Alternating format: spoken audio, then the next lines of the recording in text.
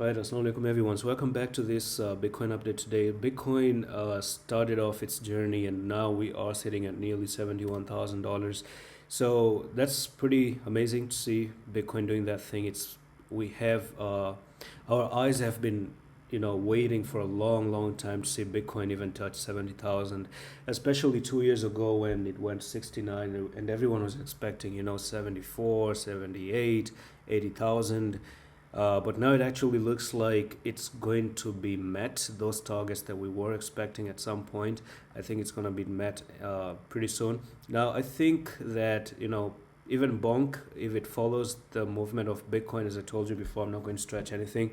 We may expect it to just climb up, and you have a 5687, which is pretty much a target as well, to continue and move to the upside. There's one more thing that I do see on the chart, and I want to remove the logarithmic scale at the moment, and then we're going to talk about it. So if I remove all the drawings one more time, it seems like when Pepe came down for this sideways movement here and you broke to the upside, I have noticed that on the daily it does look like this was your resistance and you have a support right over here, actually creating a continuation pattern to go to the upside. If everything looks clear to me, I guess this is a nice good bull pennant that has been formed, and to me, yes, it actually meets the criteria of being a bull pennant. So if things go great, I think you have time until 14th of March.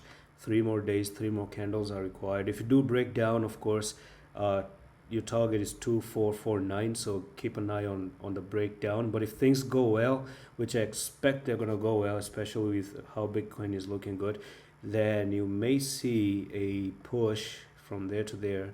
And yes, again, as I told you, the target is there, 5,800, as I said before.